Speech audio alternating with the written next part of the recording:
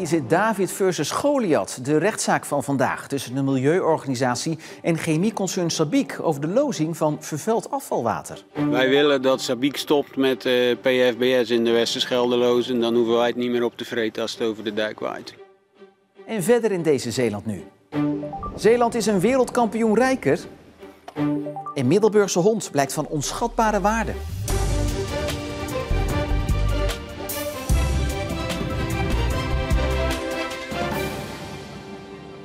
Goedenavond. Stichting Gezond Water uit Hansweert is teleurgesteld over een rechtszaak die vandaag diende in de rechtbank van Den Bosch.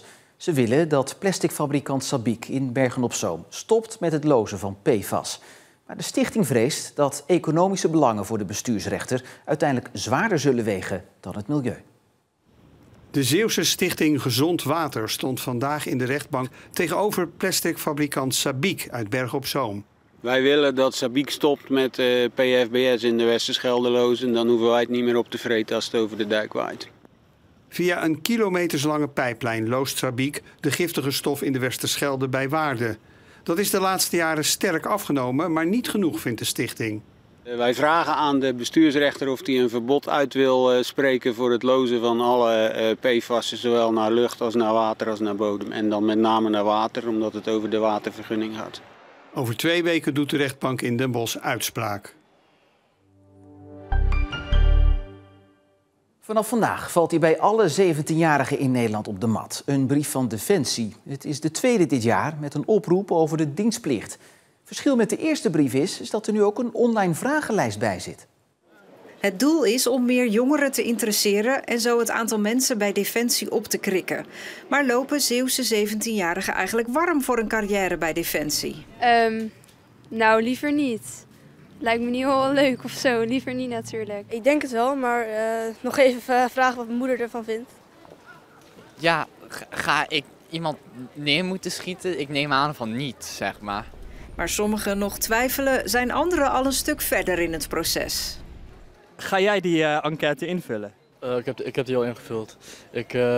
Binnenkort moet ik nog even naar Limburg toe en dan ga ik daar een capaciteitstest doen en dan daarna kan ik meedoen. Als jullie hem zouden krijgen, zouden jullie hem dan direct de papierbak ingooien? Ja, ik zou hem denk ik uiteindelijk wel weggooien. Nou ja, ik zou het sowieso wel doen. Ik vind het wel belangrijk. En waarom vinden jullie het eigenlijk zo belangrijk? Nou ja, gewoon onze veiligheid van Nederland en ook de rest van Europa is gewoon belangrijk dat daar bewustheid over is. Megan Arends uit Kruiningen is wereldkampioen tijdrijden bij de junioren geworden op het WK wielrennen in Rwanda. De 18-jarige werd al tot de favoriete gerekend en maakte dat dus ook waar. Arends was 35 seconden sneller dan de concurrentie. In een eerste reactie zei ze het nog niet te kunnen geloven en dat ze op gevoel heeft gereden, wat dus goed heeft uitgepakt. En scheidsrechter Niels Boel uit Middelburg, hier op Archiefbeeld, fluit vrijdag zijn eerste wedstrijd in het betaald voetbal. Boel is door de KNVB aangesteld als arbiter voor de wedstrijd Jong Ajax VVV Venlo in de keukenkampioen-divisie. Maar voor het zover is, fluit Niels Boel vanavond nog de wedstrijd tussen Hoek en Blauw-Geel 38 in de tweede voorronde van de KNVB-beker.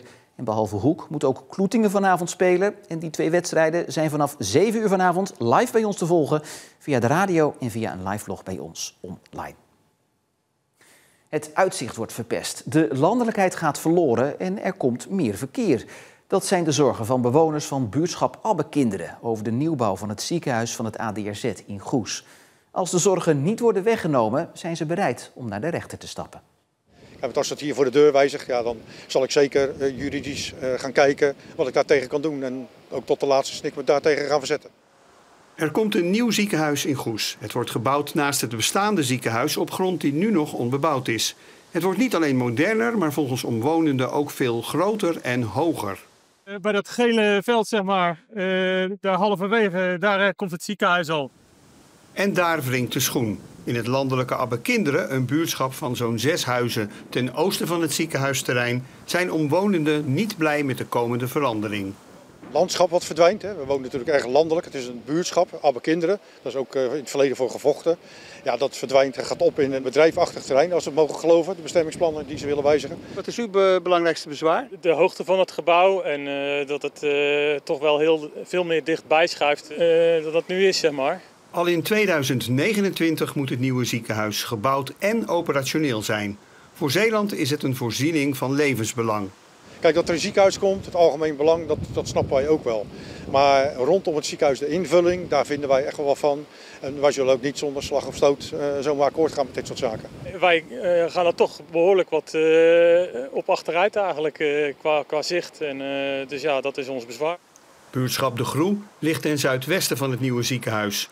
Hier komt waarschijnlijk een nieuwe ontsluitingsweg dwars door de buurtschap. Maar de meeste bewoners daar zijn wat afwachtender dan in Albekinderen en willen niet voor de camera reageren. En het ziekenhuis laat weten dat de plannen nog niet definitief zijn en dat ze nog openstaan voor discussie. Om te voorkomen dat jongeren een verkeerde studiekeuze maken, is onderwijsinstelling Scalda een speciaal onderwijsprogramma gestart. Gedurende een jaar kunnen jongeren leren, uitzoeken en vooral ontdekken welke studierichting nou het beste bij ze past. Ik wist het gewoon echt niet. Vorig jaar zat ik op kindprofessional op Scalda in Goes. En dat vond ik niet echt mijn ding. Waarom heb jij ervoor gekozen? Omdat ik ook nog echt geen idee had wat ik wilde doen. Met het Boost-programma krijgen ze nu een jaar de tijd om dat uit te zoeken. Wel fijn, want dan hoef je niet zo gehaast iets te kiezen terwijl je het niet eens weet. Dus dan kan ik gewoon op mijn gemak erachter komen een beetje wat ik leuk vind, in welke richting. Ik ben er tijdens de middelbare nog niet helemaal mee bezig. Dan heb je ineens je eindexamen gehaald en denk je, oh jee. Ja. Ik denk dat het op dit moment heel lastig is om na het VO of in het VO te bepalen waar je heen wil. Er zijn zoveel mogelijkheden en heel vaak zien ze door de bomen het bos niet. Aan het traject zijn 9 studenten begonnen en in de klas gaat het hier anders dan bij een reguliere opleiding.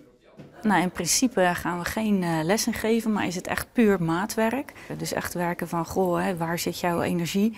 Dus dat die energie, om succesvol te zijn, denk ik dat dat de boost is om verder te kunnen komen. En dat betekent dat er bepaalde thema's en opdrachten voorbij komen, maar dat de studenten daar zelf invulling aan mogen geven. Ja, ik ben Denise een gipsmasker aan het zetten. Hier is nogal zacht. Ik denk niet dat het klaar is. We moesten een kunstwerk maken en dan moesten we samenwerken. Dus dan hebben wij dit gekozen samen. En straks mag jij? Ja, straks moet ik. Naast het volgen van lessen lopen ze ook 2 dagen stage. Dat kan meelopen zijn bij een bedrijf of een kijkje nemen bij een andere opleiding. Uiteindelijk zijn natuurlijk het werkveld is belangrijk, zeker ook in de mbo-setting. Dus door ze in dit jaar gewoon veel te laten oriënteren, te proeven over wat er allemaal mogelijk is, hopen we ze ook sterker voor de toekomst daarmee te maken. Je kan ook gewoon wisselen met stages en je kan gewoon overal naartoe waar je wilt eigenlijk, wat je interessant lijkt. Dus dat vind ik ook wel fijn. Behalve twijfelende studenten een duwtje in de rug geven, hoopt Scalda met dit oriëntatiejaar ook een ander probleem aan te pakken. We zien al vergelijkbare trajecten in Nederland, die al gestart eerder zijn. Anderzijds zien we ook binnen Zeeland gewoon nog een aantal studenten, een doelgroep die uitvalt binnen het onderwijs. En om deze studenten toch ook op te vangen en te voorkomen dat ze thuis komen te zitten, zijn we dit traject ook gestart. Draai eens even je hoofd naar mij. Wat hoop je aan het einde van dit schooljaar bereikt te hebben? Nou, ik hoop dat ik gewoon echt iets vind waar ik echt passie voor heb en wat ik echt leuk vind en in de toekomst wil gaan doen. Dat ik uiteindelijk weet waar ik naartoe wil en wat ik wil gaan doen. Ze hebben dus nog even om dat uit te zoeken. Aanmelden voor het Boost-programma kan nog tot 1 oktober. Het was altijd al de vraag waar de inspiratie voor het hondje op de nachtwacht van Rembrandt vandaan kwam. Maar dat mysterie lijkt nu opgelost dankzij een bezoek aan het Zeeuws Museum in Middelburg. Het gaat om deze hond die een conservator van het Rijksmuseum een Eureka-moment bezorgde. Dat was tijdens een tentoonstelling in Middelburg van het werk van Adriaan van de Venne uit 1619. De ontdekking geeft volgens conservator van het Zeeuws Museum Carolien van Santen aan hoe schilders te werk gingen in de 17e eeuw. Waar we het nu plagiaat of kopiëren zouden noemen, werd dat toen helemaal niet zo gezien. Schilders namen vaker figuren en elementen van elkaar over. En Rembrandt blijkt dus nu ook geïnspireerd te zijn door tijdgenoten. De tentoonstelling van Van de Venne is nu niet meer te zien in Middelburg. Wel noemt het museum het bijzonder dat het Rijksmuseum hier de ontdekking heeft gedaan.